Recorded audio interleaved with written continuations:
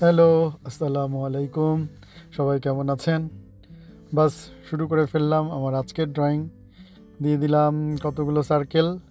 সার্কেলকে অবশ্যই দিতে হবে কারণ আমি যেই ছবিটা আঁকবো সেটার একটা জ্যামিতিক শেপ নিতে হবে আমাকে।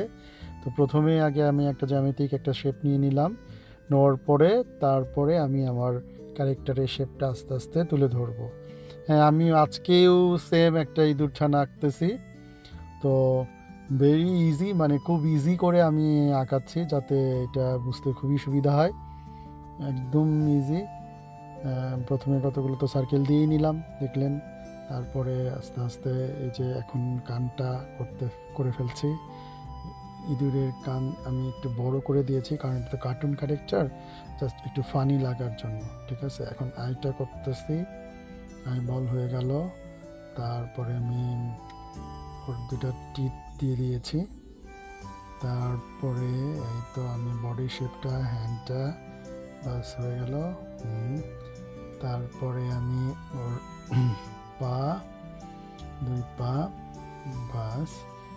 এরপরে আমি হচ্ছে একটু আউটলাইন করে নিচ্ছি কারণ যেহেতু আমি কালারে চলে যাব। সো আউটলাইন না করলে এই পেন্সিলের গুলো ব্ল্যাক ব্ল্যাক হয়ে থাকবে রঙের মধ্যে, যার কারণে আমি একটু আউটলাইন করে নিয়েছি। আমি পরেও যদিও আউটলাইন আবার আরেকবার করব, তো তারপরও আমি আউটলাইনটা করে নিয়েছি শুধুমাত্র রং করার সুবিধার জন্য। ঠিক আছে, আমি চিজটা এঁকে ফেললাম, জানি না কেমন হচ্ছে। সো আসলে যারা আমার ছোট ছোট ফ্রেন্ডরা আছো তারা আমার ধারণা যে তোমরা পছন্দ করবে। সো এনিওয়েজ, চলো আমরা শুরু করি। এই তো আমি অলরেডি কালার নিয়ে ফেলেছি। তা কালারের ক্ষেত্রে আমি একটা কথা বলবো, সেটা হচ্ছে যে আমার যে সফট কালারগুলো যেগুলো আছে, সফট কালার বলতে আমরা বুঝি যে একদম ডার্ক কালার না। তো এই সফট কালারগুলো আমি আগে কমপ্লিট করে ফেলবো, যেমন হাত, পা, নাকের অংশ, এগুলো আমি একদম লাইট কালার দিয়ে শুরু করেছি।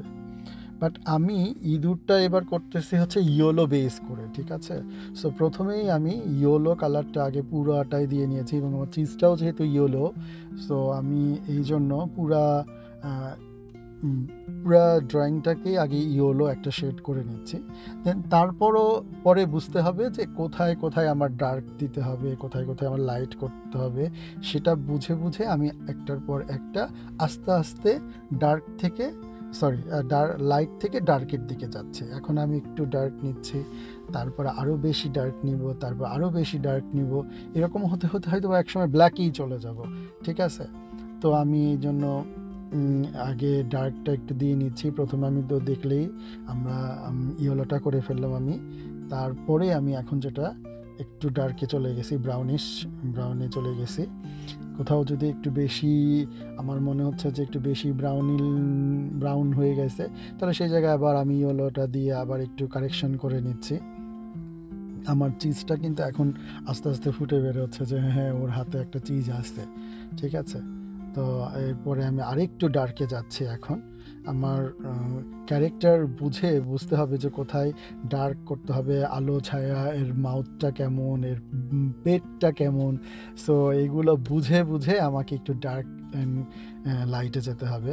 যেমন আমি এখন কানটা করে ফেলছি, কানের ভিতরের অংশটা কিন্তু অনেক বেশি ডার্ক, মানে ওই জায়গাটা নর্মাল সবার জায়গার থেকে ওই জায়গাটা বেশি যাক, যেটা আমি অত বেশি ভিজিবল না, আমি অত বেশি দেখতে পারবো না। সো ওই জায়গাটা বেশি ডার্ক করতে হবে। জাস্ট অলমোস্ট ডান আমার, একদম প্রায় শেষ। আমি অলরেডি আমার ইঁদুরকে আমি শেষ করে ফেলছি। এখন আমি জাস্ট বাইরের একটা শেড নিয়ে ছবিটাকে আরও বেশি যাতে চোখে পড়ে, দেখা যায় এবং সুন্দর লাগে সেই সাথে সাথে, সেটার জন্য আমি বাইরে এই ভায়োলেট কালারটা দিয়ে নিচ্ছি। তো জানি না তোমাদের সবার কেমন লাগবে, তো আশা করি ভালো লাগবে। তোমরা এখান থেকে আরও অনেক কিছু শিখতে পারবে। এটা কিন্তু আসলে ড্রয়িং কিন্তু যে কোনো জিনিসই একটু চেষ্টা করতে হবে, একদিন ট্রাই করলেই হবে এরকম না। তো মাঝে মাঝেই ট্রাই করতে হবে, চেষ্টা করতে হবে, এক সময় ঠিকই হয়ে যাবে। আমার কিন্তু অলমোস্ট ডান, ছবিটা প্রায় শেষের দিকে। এখন যে মেইন কাজটা সেটা হচ্ছে আউটলাইন। এই আউটলাইনটা কিন্তু তোমাদেরকে অবশ্যই সিরিয়াসলি এবং সিনসিয়ারলি করতে হবে। যেহেতু আউটলাইন আমরা নর্মালি কী করি, সে ডার্ক কালার দিয়ে করি। তো ডার্ক কালারটা যদি কোথাও একটু ডিপ হয়, কোথাও একটু ডার্ক হয়, কোথাও একটু আঁকাবাঁকা হয়ে যায়, তাহলে কিন্তু তোমার পুরো ছবিটাই মেসি হয়ে যাবে।